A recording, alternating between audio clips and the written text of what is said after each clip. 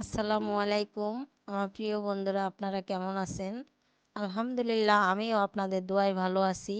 দেশ ও দেশের বাহির থেকে যে যেখান থেকে আমার ভিডিওটা দেখতেছেন সবাইকে জানাই আন্তরিক শুভেচ্ছা ও ভালোবাসা। তো বন্ধুরা দেখেন, এই যে আমি একটা চুলা বানিয়েছি। চুলাটা কেমন হলো অবশ্যই আমাকে জানাবেন। আর এই চুলাটা বানিয়েছি আমার মেয়ের পিকনিক খাওয়ার জন্য। তো এই চুলাটা বানানোর একটাই উদ্দেশ্য, পিকনিক হবে এটা দিয়ে শুধুমাত্র।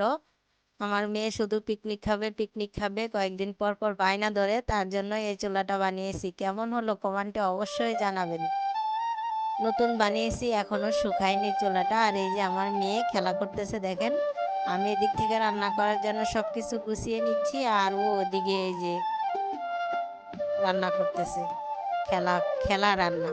তো যাই হোক বন্ধুরা, এই যে আমি চুলায় রান্না করব, সব কিছু নিয়ে আসছি গ্রামের বাড়ি। আর আমি বাহিরে রান্না করি রোদ্রে বসে।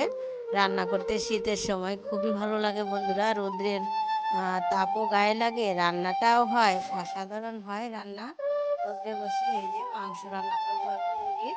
তো সব কিছু বেটে নিয়ে আসছি, পেঁয়াজ, কাঁচামরিচ, রসুন, আদা সব বেটে নিয়ে আসছি। আর সব ধরনের মশলা এখানে আছে। ধনিয়া, জিরার গুঁড়া, এলাচ, দারচিনি, জয়ত্রী, জয়ফল সমস্ত মশলা এখানে আমার গুঁড়ো করা আছে। তো বন্ধুরা আমার সাথে থাকবেন, ভিডিওটা চলেন দেখবেন আমি কিভাবে রান্না করি। আমার সাথে ভিডিওটা উপভোগ করবেন। তো বন্ধুরা দেখেন, এই যে আমাদের আহ, বাড়ির পাশে এই যে ছোট্ট একটা বাগান। এখানে অনেক পাতা পড়ে আছে বন্ধুরা বাগানে। আমি পাতাগুলা ঝাড়ু দিব, কিন্তু সময়ের লগে পেরে উঠি না। ওই পাতা ঝাড়ু দিয়ে রান্না করা হয় বন্ধুরা। এখন তো শুকনোর সময়, পাতা ঝাড়ু দিয়ে তারপরে সেই পাতা দিয়ে রান্না করা হয়। এই যে চুলা পাড়েও আমি পাতা নিয়ে আসছি রান্না করার জন্য। আমরা তো গ্রামের বাড়ি থাকি বন্ধুরা। লাকড়ির চুলায় দু চুলায় পাতা দিয়ে রান্না করতে খুবই সুন্দর, ভালো লাগে। এক চুলায়ও রান্না করে মানুষ, তো আমার তো দু চুলা। দু চুলায় রান্না করি আমি পাতা দিয়ে, অসাধারণ লাগে পাতা দিয়ে রান্না করতে, তাড়াতাড়ি হয়। আর আমার কড়াই আমি চাপিয়ে দিয়েছি চুলায়। এখন আমি তেল দিয়ে দিলাম, সরিষার তেল, পর্যাপ্ত পরিমাণের পেঁয়াজ দিয়ে দিলাম বন্ধুরা। আমি গোশ রান্না করব, তার জন্য পেঁয়াজটা হালকা ব্রাউন কালার ভাজা হইলে আমি দিয়ে দিব সামান্য কয়েকটা সাদা জিরা বন্ধুরা।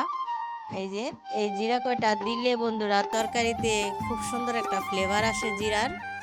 আর এর জন্যই জিরাটা দেওয়া। আর এখানে আছে পেঁয়াজ, রসুন বাটা, আদা বাটা, কাঁচামরিচ বাটা। আজকে কাঁচামরিচ দিয়ে তরকারি রান্না করব বন্ধুরা, শুকনো মরিচ ব্যবহার করব না। কাঁচামরিচ দিয়ে তরকারিগুলোয় অসাধারণ হয়, গ্যাস্ট্রিকের চাপও খুব কম হয়। আর খেতেও ভালো লাগে কাঁচামরিচের তরকারি। আর দিয়ে দিব সামান্য পরিমাণে পানি বন্ধুরা। পানি দিয়ে মশলাটাকে আমি কষিয়ে নেব, আর বাকি সব মশলাগুলো আমি অ্যাড করে দিব, কারণ পানি না দিলে পুড়ে যাবে। দিয়ে দিব হলুদের গুঁড়া বন্ধুরা, যতটুকু রান্নার মাংস তরকারি সেই অনুভাবে। কারণ কম বেশি সেটা নিজেদের উপর নির্ভর করে, কে কীরকম তরকারি কালার খায়। আর তারপরেও তো হলুদ বেশি দিলে তিতা লাগে বন্ধুরা। দিয়ে দিব পর্যাপ্ত পরিমাণের লবণ। আর দিয়ে দিব ধনিয়া, জিরা, এলাচ, দারচিনি, মানে সমস্ত গরম মশলার গুঁড়ো এখানে অ্যাড করে দিয়ে আমি মশলাটাকে যতক্ষণ উপরে তেল ভেসে না উঠবো ততক্ষণ আমি কষিয়ে নেব বন্ধুরা। মশলাটা কষানো হয়ে গেলে তারপরে আমি এখন মাংস অ্যাড করে দিব, মানে গোশ, মুরগির গোশ। তো বন্ধুরা দেখেন, এই যে গোশ, সব ধরনের গোশই আছে এখানে মুরগির। আমি এখন গোশটাকে ওই লাড়া দিয়ে, মানে মশলা গায়ে মেখে নেব কষানোর মধ্যে বন্ধুরা। গোশের গায়ে যতটুকু পানি থাকবো কষানোতে আমি সেই পানিটুকু শুকিয়ে নিব। কারণ গোশের গায়ের পানিটা থাকলে এই মুরগির গোশের, যে কোনো গোশের, সেই পানিটা যতক্ষণ থাকে ততক্ষণ শুকিয়ে নিতে হয় কষানোতেই। কষানো ভালো হলেই বন্ধুরা তরকারিটা ভালো হয়, নইলে ভালো লাগে না। আমি ঢাকনা চাপিয়ে দিব। ঢাকনা চাপিয়ে আমি এই দেখেন আমার গোশ কষানো হয়ে গেছে প্রায়। তো বন্ধুরা দেখেন আমার গোশে কোনো রকম পানি গায়ে নেই, আমি ভালোভাবে কষিয়ে নিয়েছি। যে কোনো গোশ ভালো মতন কষাইতে হয়। আর আমি এখন দিয়ে দিব দেশি মানে কতগুলা নতুন আলু, দেশি আলু সিলে আমি পরিষ্কার করে ধুয়ে নিয়েছি, এগুলো আমি দিয়ে দিব বন্ধুরা। দিয়ে আমি উল্টে পাল্টে নিব। তারপরে আমি এটাকে আরও একটু ভালো করে কষিয়ে নিব। এটা কষানো হয়ে গেলে তারপরে আমি জল দিয়ে দিব বন্ধুরা তরকারি। আর মুরগির গোশে সব সময়ের জন্য এই হালকা একটু লেবু রস, হালকা যতটুকু মানে একটু লেবু রস আর একটু লবণ দিয়ে আমি আলাদা করে আগেই মেখে রেখেছিলাম। মুরগির গোশে যদি লেবু রস না দেওয়া হয় বন্ধুরা গন্ধ আসে। আর মুরগির গোশে লেবু রসটা দিলেই গন্ধ থাকে না, কেউ বুঝতেই পারবে না যে মুরগির গোশ রান্না খেয়েছি। আর নয়তো বা মুরগির একটা গন্ধ আসে, সেটা ভালো লাগে না খেতে। আর আমার মেয়ে এদিক থেকে রান্না করতেছে দেখেন বন্ধুরা, ও সারাদিন সব জিনিসপত্র নিয়ে এই যে এভাবে রান্না করে। আর এই যে দেখেন কি খুশি সে রান্না করে। আর এই চুলাটা দেখেন, ও শুধু আমি কয়েকবার চুলাটা বানাই, আমি ঠিক করে রাখি, বানানোর সময় ও আবার যায় কেটে দেয়, নয়তো এটা ওটা করতেই থাকে বন্ধুরা। তো তারপরেও এতটুকু চুলাটা ঠিক করে নিয়ে আসছি বানিয়ে।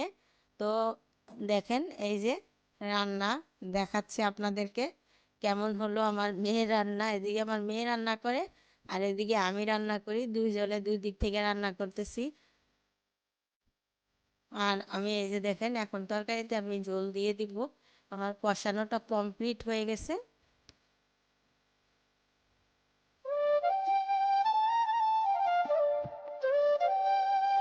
এখন পরিমাণ মতন ঝোল দিয়ে দিব, যে যতটুকু পরিমাণে ঝোল খায় সেই অনুযায়ী ঝোল ব্যবহার করবেন আপনারা। সেটা নিজেদের উপরই নির্ভর করে কতটুকু ঝোল দেওয়া যায়। আর এভাবে গোশ রান্না করলে অসাধারণ লাগে খেতে বন্ধুরা, কাঁচামরিচ দিয়ে আপনারা এভাবে ট্রাই করে দেখতে পারেন। সামান্য উপকরণ দিয়ে রান্না, আর এভাবে রান্না করলে আশা করি আপনাদের ভালো লাগবে। এত কষ্ট করে রান্না করে যদি খেতে না পারি তাহলে ভিডিও দেওয়ার কোনো দরকার নাই বন্ধুরা। আমি আমি যেভাবে খাই আমি ঠিক সেভাবেই ভিডিও দেই, কারণ আমি চিন্তা করি যে আমার ভিডিও দেখে তো আরও মানুষ যদি রান্না করে তাহলে যদি খেতে না পারে আমাকে গালি দিবে। আমি সেভাবে কখনোই রান্না করি না যে আমার ভিডিও দেখে কেউ গালি দিবে আমাকে। যতটুকু পারি আমার খাওয়ার সময় মানে যেভাবে আমি খেতে পারি ভালো লাগে সেইভাবে আমি ভিডিওতে সবসময় শেয়ার করি ভিডিওগুলো। বন্ধুরা দেখেন এই যে আমার তরকারিটা কেমন হলো। আর আমি দিয়ে দিব সামান্য কয়েকটা জিরা আর দুটো এলাচ। আমি এখানে শুধু শুকনো খোলায় আমি ভেজে নিয়েছি, ভেজে গুঁড়ো করে নিয়ে আসছি। আর এখন এটা আমি দিয়ে দিলাম। এটা দিয়ে দিলে বন্ধুরা খুব সুন্দর একটা ফ্লেভার আসে, যা তরকারি এতে খুব সুন্দর লাগে খেতে, খুব সুস্বাদু হয়। আরও তরকারির স্বাদটা আরেকটু বাড়িয়ে নিয়ে আসে এটাই। কোনো রকম কোনো কিচ্ছু মনে হয় না যে গোশ খুবই সুন্দর হয়। গোশ খেতে অসাধারণ লাগে বন্ধুরা, এভাবে না খেলে আপনারা বুঝতে পারবেন না রান্না করে।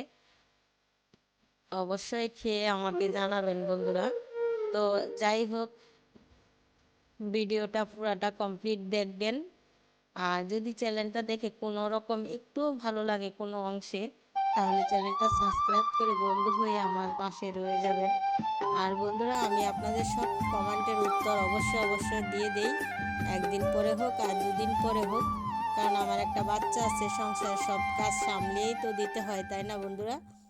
তো বন্ধুরা যাই হোক, সবাই সুস্থ থাকবেন, ভালো থাকবেন। এই যে আমার তরকারি রান্না হয়ে গেছে, আমার মেয়েও খাচ্ছে। আপনারাও আসেন, দাওয়াত নেন বন্ধুরা। সবাই সুস্থ থাকবেন, পরিবারের সবাইকে নিয়ে। আসসালামু আলাইকুম।